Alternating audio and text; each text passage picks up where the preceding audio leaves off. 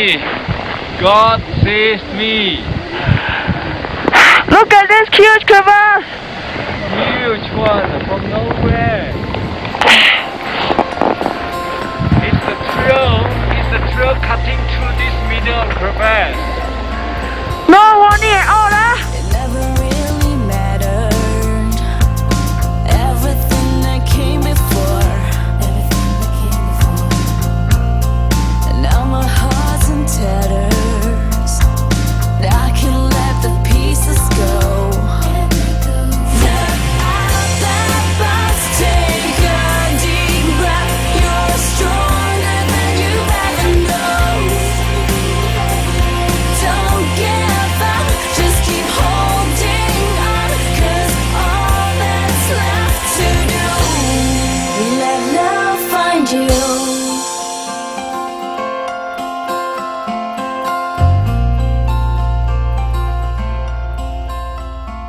I came from a middle-class family. I have two other sisters. I'm the middle child. And when we were growing up, we were quite poor, which means we didn't have a lot of chances to go and buy toys. We only bought it once a year when my uncle would bring us to the toy store during Christmas. This is the best Christmas present ever. Yeah, I know. Uncle is so cool to get this for us. Let's make cupcakes together. Let me get some drinks to go with this. Okay.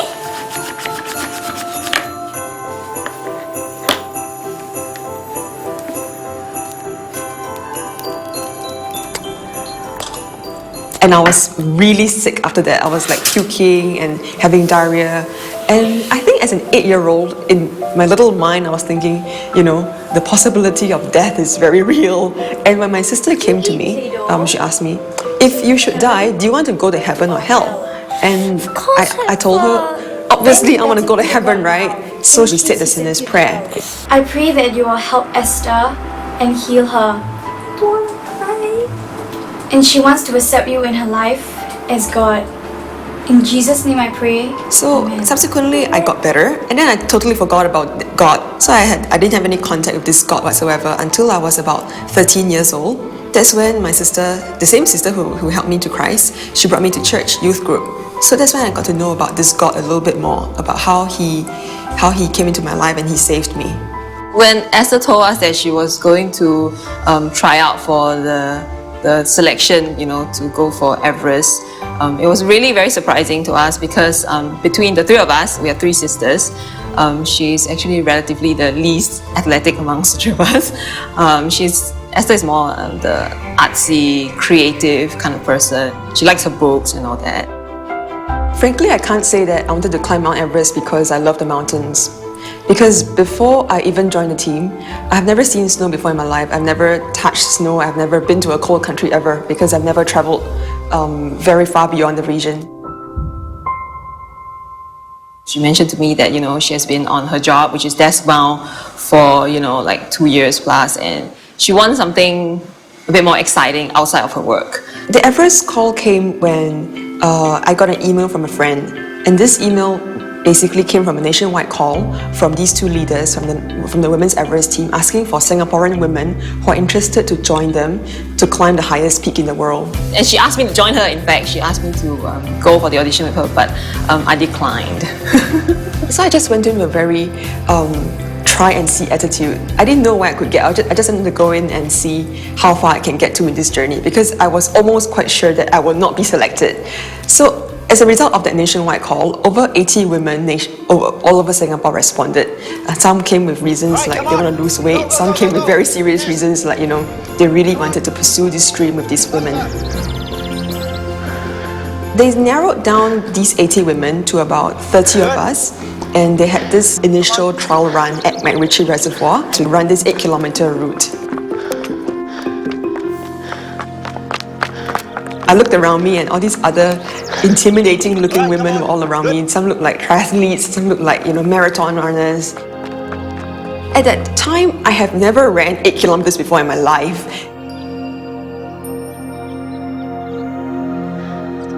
Halfway through about the 4-kilometer mark, there was a marshal and he saw that I was walking. Come on, you're almost there. 1 more kilometer. Come on, you can do it. It's okay, I'm just gonna walk, thanks. I'm just gonna walk.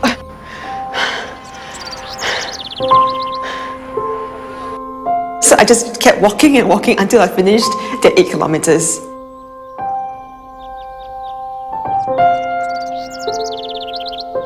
At the end of it, I was thinking, there was no way they're gonna select me because my timing was really, really bad compared to everyone else who completed before me. But surprisingly, they actually called me back for a selection interview. Well, we're looking for someone who can be committed to the goal, and we are aware of your mediocre performance during the trial run. But we believe that physical endurance can be trained. So, are you willing to commit 4 to 5 years of your time for training for Mount Everest? Definitely, I think that's what I have to offer, my time and commitment. I was very positive throughout the whole interview. I was like, yes, I will do it. And miraculously, I got through the interview, and I was one of the first 16 women who were selected to climb the first training climb as part of the Women's Everest team.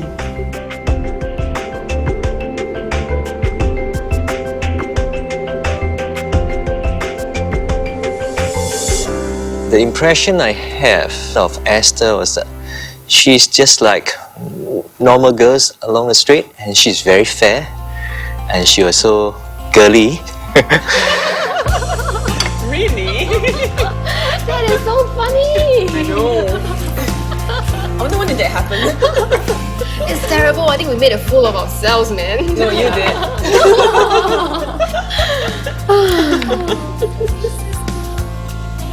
Babe, I still can't believe that you actually got into the Singapore Women's Everest team.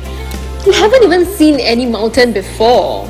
Yeah, but Esther, okay, you know that both of us are supportive of what you do, right? But it's Mount Everest. You need at least 4 years of training to climb that mountain. Exactly. And what did your parents say about it? Wait a minute. Did you even tell your mom? okay, don't tell her this yet because she knows, but not the whole truth. She doesn't know the whole truth. You naughty girl. Okay, you said you need to fund this on your own, right? Do you have the money? Can you cope? Because it's definitely going to take a toll on your finances. I know, and come on guys, I know you're concerned, but I think I know what I'm doing. Can we talk about something else? What are we doing tonight? The usual. Movie.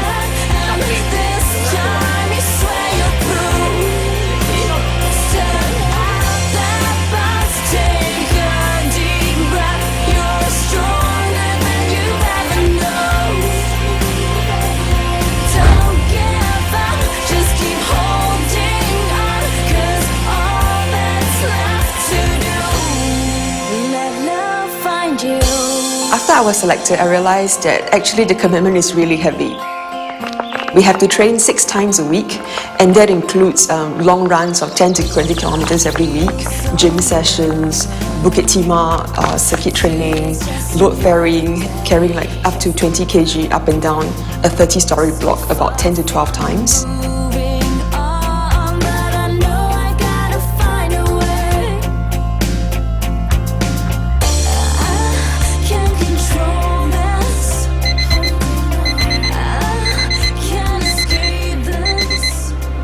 My personal answer to this is every single day I think about giving up, because when you train 6 times a week on top of your full-time work, it really takes a toll on both your mental and your physical being. The last thing I want to do after I had a long day at work is to go to a 30-story block and climb HDB stairs for about 2 to 3 hours. But I know that when I arrive there, that my teammates who are just as tired, who will also have completed a whole day worth of work, and they will be there to train with me.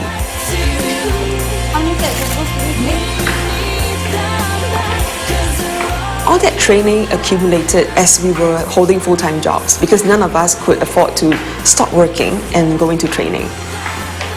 And when that came into place and the whole idea of how we were a bunch of girls who had a dream but we didn't have the means to actually find that dream.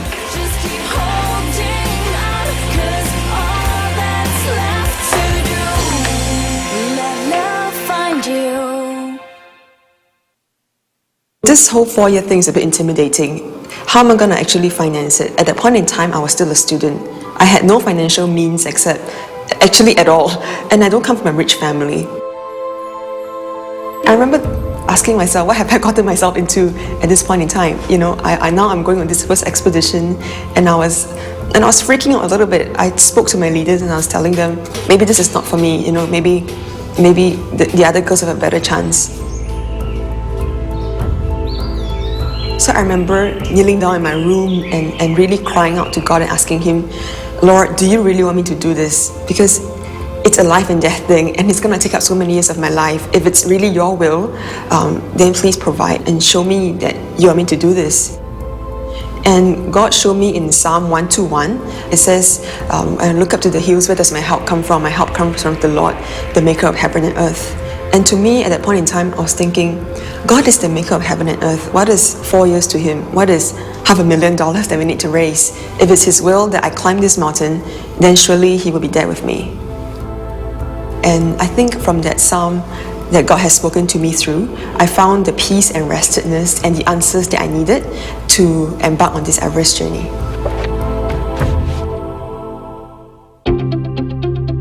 It's supposed to pan out over a 4-year period where we climb one mountain each year of increasing altitude. We started with Mera Peak in the Himalayas, and then we went on, that's a 6,000er mountain, and then we went on to Mustaq Atta, a 7,000er, and Choyu, the 6th highest mountain in the world, that's an 8,000er, before finally we will embark on Everest, which is 8,850 meters.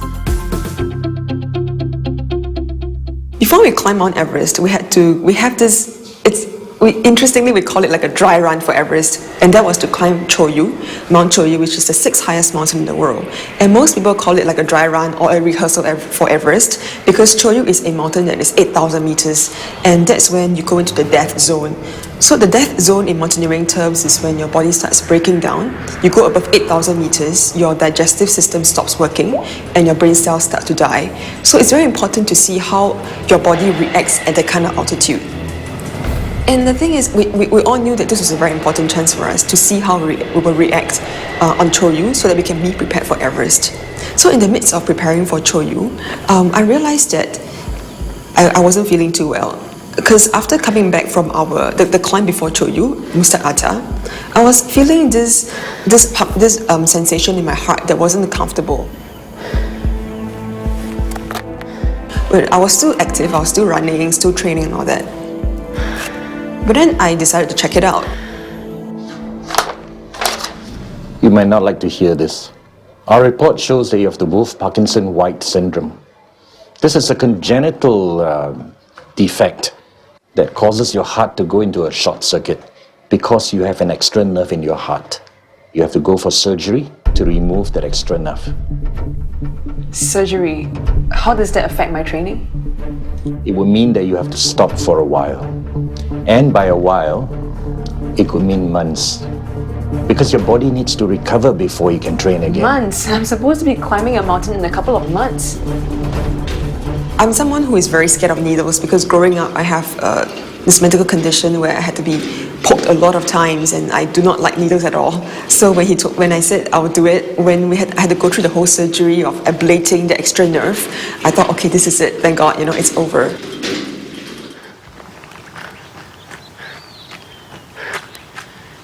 Somehow, when I started training again after that surgery, that sensation started coming back again. So I thought, okay, this is not feeling right. I went back to the doctor. He was surprised to realize that, hey, your nerve actually grew back. And this happens in a very small percentage of the people that we operate on. And in my case, it actually grew back. So he gave me a choice of whether or not I want to go for another operation to remove that nerve entirely or to just leave it alone. And I was just thinking, if I were to go for the second operation, I will definitely have to miss the Choyu climb. And that means I will be a big question mark for Everest. I will not know how my body will perform above 8,000 meters. I might be putting myself at risk. I might be putting my teammates at risk. I might not react well at all in the death zone. Lord, if this is your will, see me through this, Lord. Let me know if I should climb for your glory.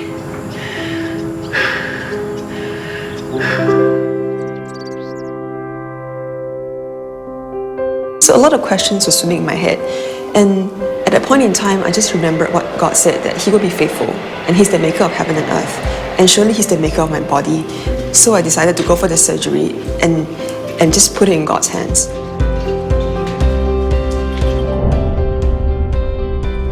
We had to postpone the climb by a year because we couldn't raise enough funds to climb Everest in 2008, like what we've been telling people, because climbing Everest is actually a very expensive affair, and we had to postpone for a whole year to raise enough funds. So when we were going through that fundraising crisis, I was just asking God, Lord, how are you going to provide for us? Is this really what you're leading us through? And actually, this is very similar to actual mountaineers conditions. Out of 365 days in a year, you can't just go up to the Everest summit every single day and you want to summit the mountain. There are only a few days in a year where the weather window would open. Maybe, for example, just 2 or 3 days out of 365 days when you can actually walk towards the summit of Everest without actually being blown off. And I was just thinking, Lord, you control the finances, you control the winds, you control what weather is like on the mountain. Indeed, this journey is yours to guide me through. The Lord ultimately provided the amount of money that we needed in the nick of time for us to climb the mountain in 2009. It was a mad rush. We had to go to gear shops to get gear last minute. We had to get food supplies. We had to get our banners printed, our photos printed, basically write our letters somewhere, in case anything happens to us. Actually, nothing brings home the idea of how climbing Everest is a matter of life and death, more than the form that we were presented with when we first signed up to climb Mount Everest. We were presented with a body disposal election form. If anything were to happen to us in the mountain, just leave our body in the crevice. In the midst of all that rushing, there was one night when I was in my bedroom and suddenly the fear of death just gripped me very, very tightly. I know that I was conscious because I wasn't sleeping at that point in time. The feeling of death just felt very, very real. And at that point in time, death felt very, very empty. If there was really that nothingness that comes after death, if there was really no sign of life after death, I cannot go on with this life. Oh Lord, if death is just all darkness, there really is no meaning in life except to believe in you, Lord. Help me to believe in you, in my life, and in this Everest journey. In Jesus' name I pray, amen. And that was when I realized that if there is no God in this life, there is no point in me carrying on living till I'm 85, summiting this mountain. I think through the episode, God gave me a glimpse of what death could be like and what death in Him could mean, that there is life after death. After I packed my bags and before I left, I looked at my room and I was just thinking, will I ever come back to my room again? Will I ever get to see my ceiling again, or sleep on this floor, or get to feel my desk? And God just reminded me that, hey, He has promised me that He's the maker of heaven and earth in Psalm 121. And if He's the maker of heaven and earth, He makes Everest, He makes the weather. If it's in His will, He will see that everything that happens in this journey happens according to this will, and He will bring me back safely. The time came at the airport, there was a lot of rah-rah and the banners were there, like a lot of the press and the minister was there, our sponsors were there, our friends and family were there. There was a lot of clicking of camera flashes and everyone trying to get interviews with us. So amidst all that rah-rah, in my heart I was just thinking, this is it. We're actually leaving for the mountain that we have not seen, but we've been training for 5 years.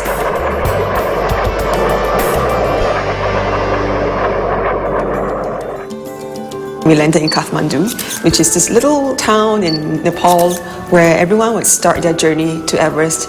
Everyone would start their journey via Kathmandu to fly to it, in turn via domestic flight to Lukla to start their journey. And when we landed, we heard horror stories of how other climbers have lost their bags, and one of the propellers of the domestic flight stopped working, and we're just thinking, oh thank God none of that happened to us.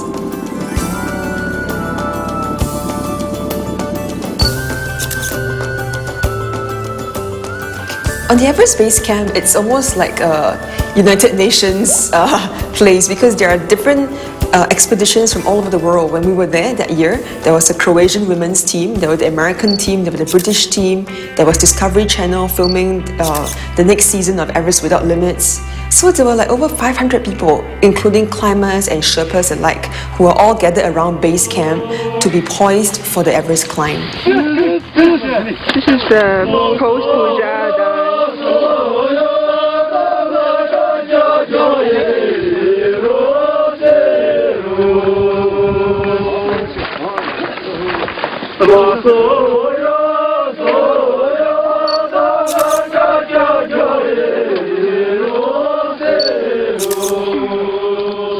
This is our Everest campsite. You can't see the ice fall at the moment because it's the clouds have come in and it's foggy. Our dining tent, our banner, and our living tent. This is my tent, second from the right. We had 6 individual tents because when you are facing a 3-month climb, having an individual space is actually very important for sanity reasons, and also because for you to collect yourself and just basically be rested on your own. And so our tent area is actually a little bit removed from the rest of the people, so we actually have that peace and quiet amongst all that hustling and bustling around. In the team, there are 6 of us, and we also had a base camp manager called Kim Boon, who was our climbing coach as well. So in the team, there were 3 Christians, me, Esther, and Kim Boon. And we would read the Bible and some phrases in the daily bread. One of the ways I encouraged them was to write the Bible verses on the pebble. So I like the Psalm 121. The one I lift up my eyes to the hill, where does my help come from? So everybody can remind themselves the help comes from the Lord. 'Cause I don't know where to go from here. No, I don't know where to go from here. I think it was very comforting to know that there is a group of people praying together with you, and we felt much more closer and bonded through the experience, knowing that we are not just alone in this, and God is with us at every step of the way in the climb.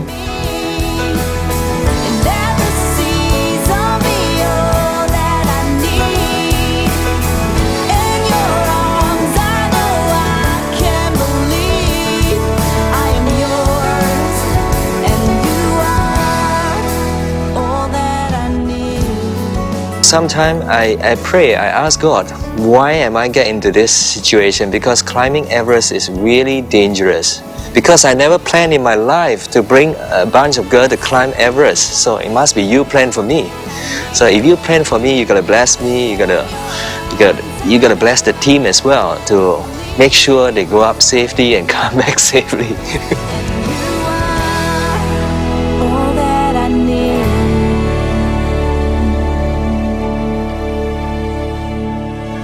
People ask us about why we take 3 months to climb Mount Everest. The answer is actually very simple. It's acclimatization. The amount of red blood cells in our body is not able to cope with the very thin oxygen up there. So in order to get our bodies into producing more red blood cells, we have to go through this process called acclimatization. So a typical acclimatization cycle would be something like going from base camp to camp 1 and then coming back down. And then another one would be like from base camp to camp 1, camp 2, and then come back down. So it's almost like doing a painting. Your strokes will go higher and higher and higher each time you do it. So by the end of it, each acclimatization cycle would take almost up to a week or more. And in between, we need to wait for the weather window to open up. So actually, this is why it takes such a long time for us to be prepared to even actually aim for the summit window.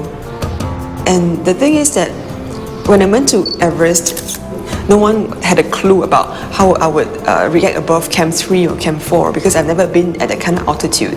Even my coach Kim Boon, he always says and jokes that I'm the black horse of the team, you know, I'm the Hema of that team.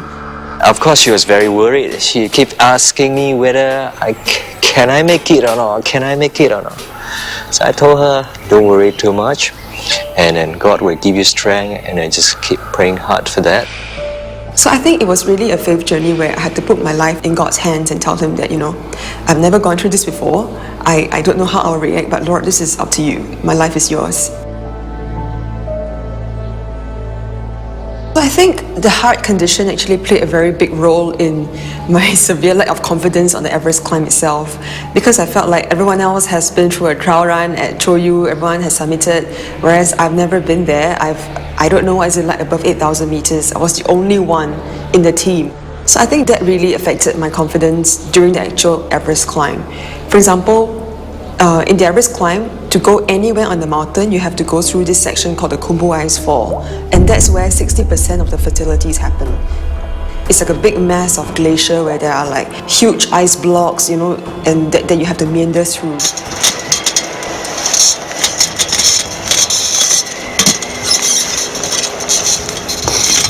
No matter how much training you put in, it takes a very strange toll on your body because there is no momentum that you can gain, because like one moment you're going up and another moment you're going down.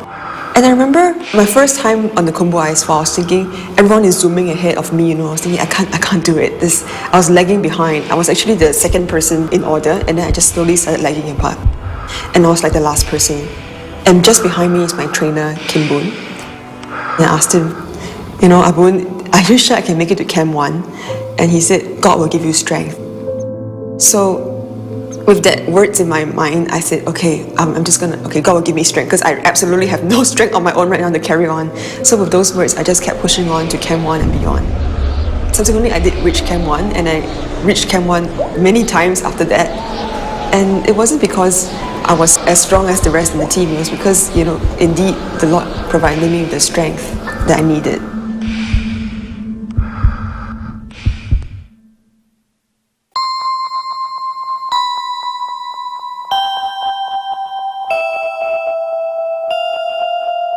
There were actually two instances where I remember very clearly that God literally saved me by the skin of my neck during the Everest climb.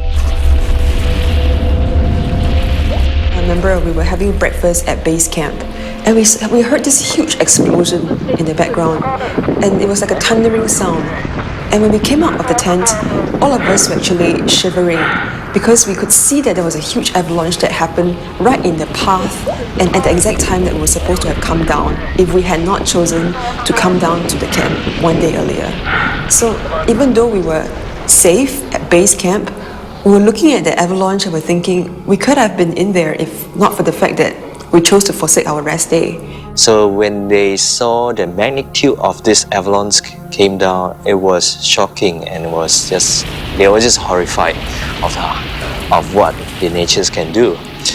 So this kind of situation where you cannot time when is the right timing, you can only sort of predict from your experience, but it can come down anytime. It was very sad because the avalanche actually swept 3 climbers into crevices and only 2 were ever found.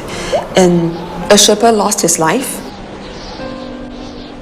Some people, they just wanted out. They're just thinking, you know, the risk is too much for me to take. They just try and call a helicopter back into base camp and try and fly them out. And I remember we were sitting in base camp, we're looking at these helicopters flying in and out. We're just thinking to ourselves, what are we doing here? Why are we doing this? And at that point in time, I was just very thankful that God had kept us safe. And I think the reason was that He wanted to keep us safe for the summit. A lot of people in the base camp is quite skeptical. When you see a lot of big Caucasians, people coming in with size and they just look to kill. But half of them are gone after halfway through the expedition. So our girls just go steady and one step at a time. The other incident that I knew for a fact that I could have actually died was when we were climbing between Camp 2 and 3. Between Camp 2 and 3, there's this phase called the Loxi phase. And it's actually a huge expanse of icy wall. Just imagine like an icy wall that goes on for 1,000 meters at a stretch. So when you're climbing it, we were literally standing for 8 to 10 hours on tiptoes because we had to use our crampons, these spiky bits in our boots to kind of kick in. And suddenly, there was this radio call. Is it a body or a bag? A body or a bag? And before I knew it, my Sherpa guide who was with me, he swept me to one side along with everyone else on the rope. And just by my side, there was this huge expanse of mass that just came tumbling down and just swept beside me like, oh, this sound. And I was just thinking, what was that? It was only when we reached Camp 3 in the safety of our tent when we realized that up above at Camp 4, there was a climber who was hit by a rock. The impact was so great that he fell over. He was carrying a heavy bag full of oxygen bottles, which are very heavy. So his bag fell off from him.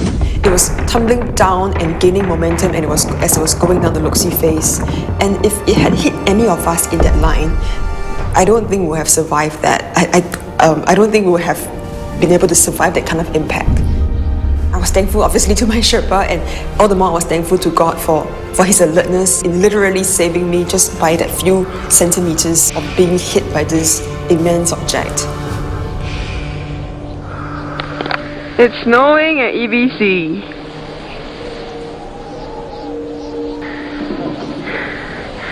We cannot see the mountain or the ice fall. Everyone just had lunch. And fixing the bag. So after weeks and weeks of preparation and finally going through all the acclimatization cycles, we were poised for the summit bit. So we're waiting at base camp and we're waiting for the weather window to open, because out of 365 days, there are only 2 or 3 days out of a year that we can try for the Everest summit when the wind speeds are not high enough to blow you off the trails of the mountain. And I remember during that time, that's when people started getting edgy and being impatient, because you never know when the weather window is going to open up. You just know that, okay, we're hoping for good weather to go. And there were actually a few false alarms, like, okay, the weather window is open and suddenly it closed again. So it's basically playing a lot on the minds of climbers. It adds a lot of pressure to them. And there were actually a couple of climbers who decided that they can't take the weight anymore and they just decided to call off the climb. But I know that in my heart of hearts that, this is about waiting on the Lord, because who controls the weather? It's God. So when the weather window finally opened up and we were able to go all the way from base camp to camp 2 and 3 and 4 in the summit, I knew that, this is God's chance for us. And I remember once we reached camp 4, there isn't much time to rest at all. You try and force yourself to eat and drink and rest as much as you can. It's a very unnatural thing to do, because at that kind of altitude, you don't feel like eating or drinking at all. But you just have to make sure that you put something into your system so you have the energy to go on for the summit push.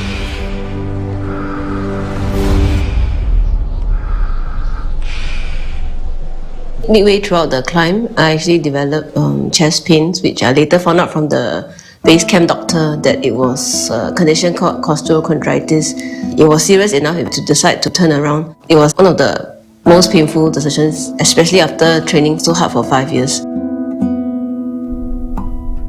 And when we started off around 8 p.m. at night for the summit push, we tried to go off a little bit earlier because we didn't want to hold anybody up. We didn't want to be slow or turn around before the time was up without reaching the summit. So we packed our stuff, getting out of the tent. And when the other climbers saw that, hey, the Singaporean girls are going off, they started packing up too. So before I knew it, when we looked back, there was a whole trail of headlamps behind us, and we knew that, okay, we shouldn't stop, we should just keep going. And I remember very distinctively that maybe an hour into the climb, I looked up into the sky and there were millions and millions of stars, literally. As the lights illuminate the night sky, you would whisper words of a bright tomorrow, and I would carry those promises like precious gold. Just thinking, in my heart, this is crazy, because here I am in the middle of a very pressurizing climb, and there is God showing me the beauty of His creation, enveloping me in His glory. Keep on dreaming, my child. Keep on believing, my child. And I felt so assured that God is with me in this summit push. He really was, because before I knew it, my Sherpa was asking me to change my oxygen bottle. I just kept climbing and climbing and praying. In the end, I just kept climbing until there was nowhere else to climb, and I knew that I was at the summit. There's a funny story in it, because I remember people asking us, what do you see at the summit? What were the magnificent views that you saw? And all I could tell them was that I saw my teammate, and that's about it. Because we were so early. We were there at 3:45 a.m. And no one summits at 3:45 a.m. because we were afraid that we'd be holding others up. We were afraid that we were slow. So we just kept pushing on and on until we were so fast that we have reached the summit even before the sun has risen.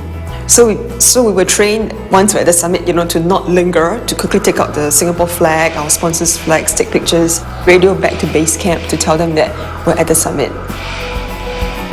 So when they reach the summit, it's just unbelievable. It's like a dream, but it's real. I said, you really reached the summit? So when they reached the summit, I did question them. Is that a summit on Everest? Are you sure? You check around?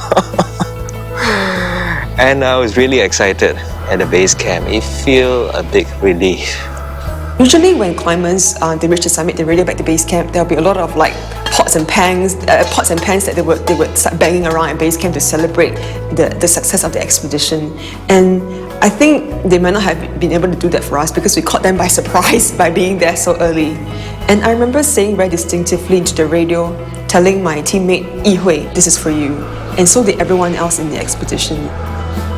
I truly felt that I was part of the team, and it was during then really I felt the presence of God protecting me and not allowing my condition to deteriorate any further. So she literally got 5 summits under her belt, even though she didn't climb to the top. I remember I was praying on my way down away from the summit, and God put the verse from Isaiah chapter 40 verse 31, for those who hope in the God will soar like eagles, and they will run and not be weary, and they will walk and not be faint.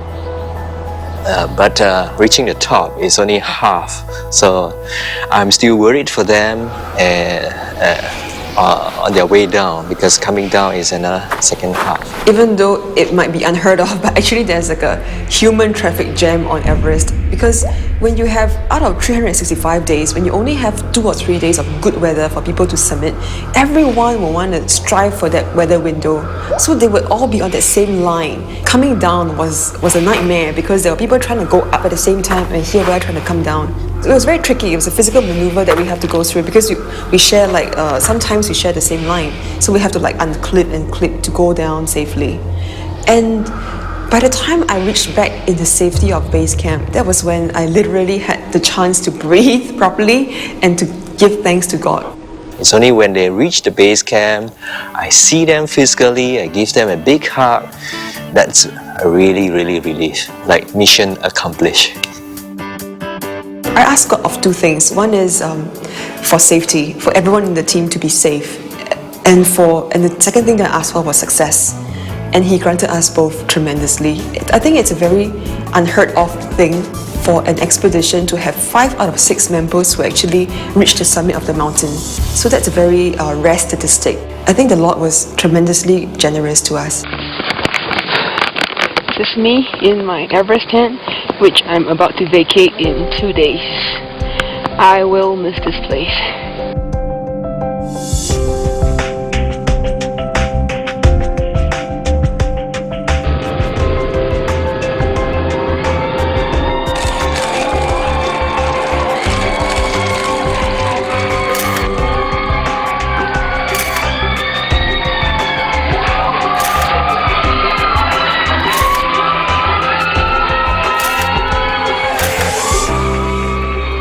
When I was in Everest, I posed a lot of anxiety to my parents, whether their daughter will come back alive or not.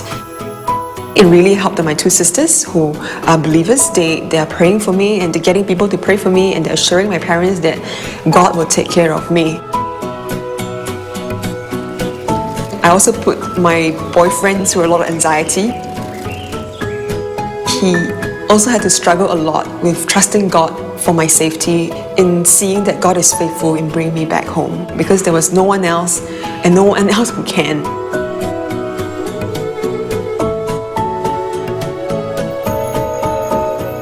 One of the most important lessons that I've learned from the Everest journey is that God is faithful no matter what. He was faithful throughout that 5 years that He saw me through. down in my depths of thinking I can't make it, having thoughts of giving up all the way to the top of the mountain and even coming back. The journey that I work with God continues today. Everest is just one of the mountains that God wants me to climb in my life. Winds that are so strong that it will sweep the... Since we've come back from the mountains, we've been giving talks to schools, even like companies, where we share our message because we believe that the Everest story is not our own to keep. And our message is always consistent. We ask people, what is your Everest? Because to us, Everest is a physical mountain, 8,850 meters. On a personal level, Everest was a spiritual mountain for me. It showed me what God wanted to bring me through to prove His faithfulness to me. To anyone else, it could be a spiritual discovery, it could be a sports achievement, it could be a career goal. There is a lot in life to regret if you don't actually find your Everest and climb it.